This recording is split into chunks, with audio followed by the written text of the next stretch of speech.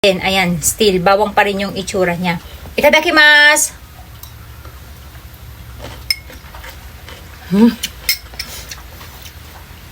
100% guys, magugustuhan nyo to. Makikita nyo guys, maliliit lang siya. Ang gagawin natin ay syempre, babalatan muna natin. Mahirap na part dito guys, yung pagbabalat, no? Ayan. Tapos, gaganyanin lang natin. Ayan. Pero alam nyo ba na may isang paraan na mabilis magbalat ng bawang? Yung isa, ituturo ko sa inyo kung paano magbalat ng bawang.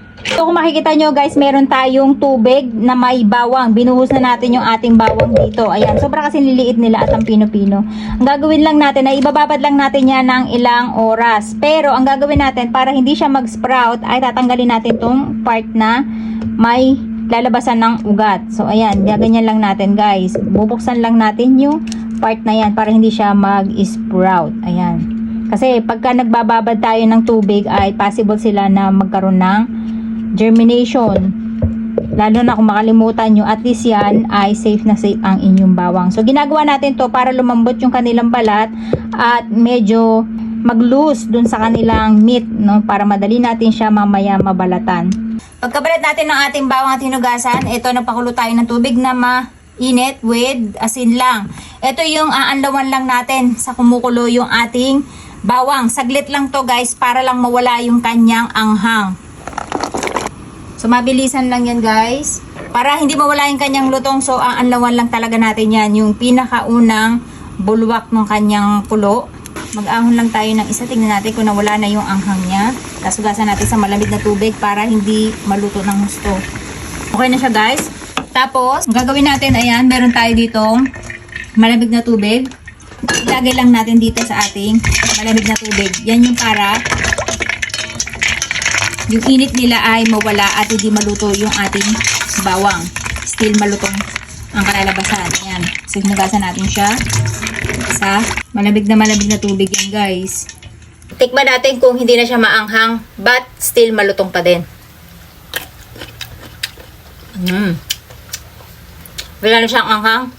Yung aroma ng kanyang bawang konting-konti na lang. Ayan. Ganyan lang yung technique. Unang-unang kailangan natin ay itong ating miso.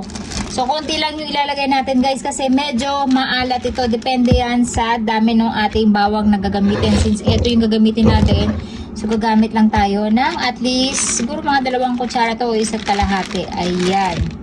Tapos, maglalagay tayo guys ng katsuboshi at mas maraming katsuboshi or yung bonito flakes ay mas masarap. Kaya lang naubusan ako kakakain natin nung nomiyaki. Kaya ayan na lang yung natira. Gagawin natin, meron tayong bonito dito guys na bar kung saan ay inaamag. At yung inaamag na yan ay okay lang yan. Kasi ang paniniwala ng mga Hapon, inaamag mas masarap. At habang tumatagal, mas sumasarap.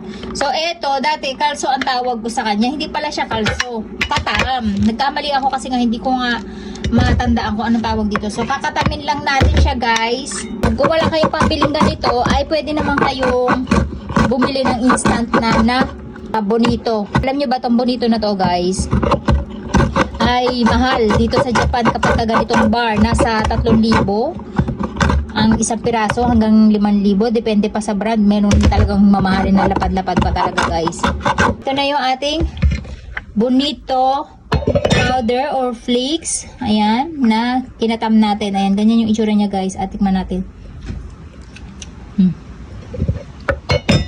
Wala siyang alat. Wala siyang tamis. Pero lasang-lasa niyo yung isda. Na yan ang importante. So ilalagay lang natin dito. Yan na. Dumihan na yung ating table. Okay. Tapos, lalagyan lang natin guys ng honey. Ayan. Ito yung para magpapasabaw sa kanya.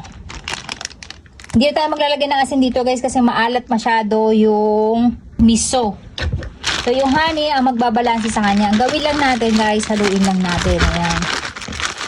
Tapos, ang magpapatubig dyan, yung bawang natin. Siyempre, yung alat ng ating miso plus yung tamis ng ating honey. Alam nyo guys, kapag gumagawa kayo ng pickle, the best gumamit kayo ng mga ziplock kasi mas madali siyang haluin.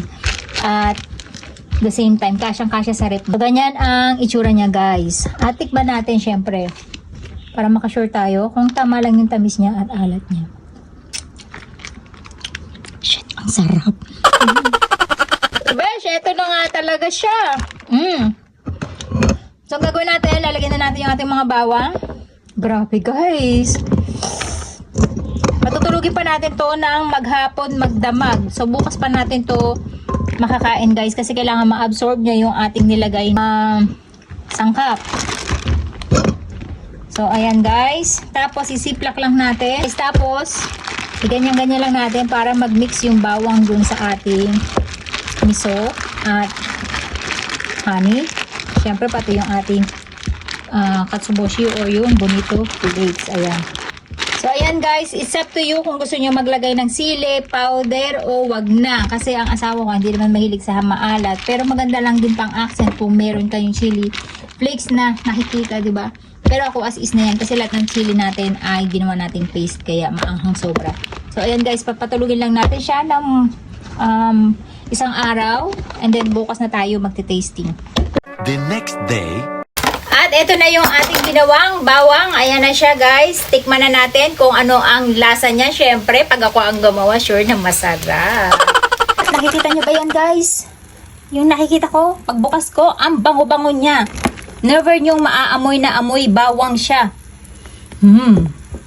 Ang delicious ng amoy niya at ang sweet. So ayan guys, sasarado lang natin at ibabalik natin syempre dun sa ating lalagyan para mailagay natin siya sa rep. At yung kanyang itsura ay fresh na fresh pa din. Ayan, still, bawang pa rin yung itsura niya. Itadakimasu! 100% guys, magugustuhan nyo to. Yung anghang, walang wala.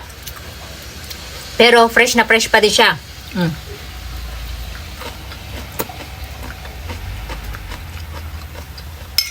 Diba? Hindi katulad nung fresh nyo siyang kakainin. Napakaanghang niya. Ang baho pa sa hininga. Ito, wala na kayo mararamdaman na anghang at hindi na siya ganun kabaho. Ayan guys, meron na naman kayong bagong idea kung ano yung pwede nyo gawin sa inyong bawang para makain nyo siya ng mas madali kung ayaw nyo gumawa ng black garlic. Ito kasi guys, ay kaya nyo gawin ng isang araw at magdamag lang.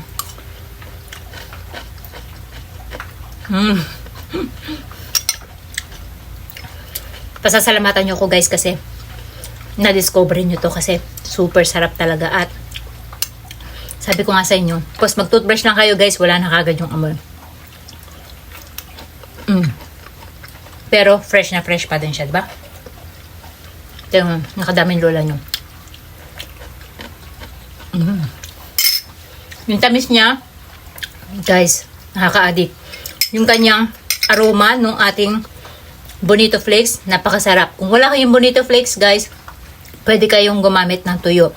Pagka prituhin nyo lang siya maigi, alisin nyo yung tinik, saka nyo dikdikin, and then pwede nyo siyang gawing kapalit ng bonito flakes kasi same lang din yung lasa niya. Kaya try nyo na din guys kasi napakasarap talaga.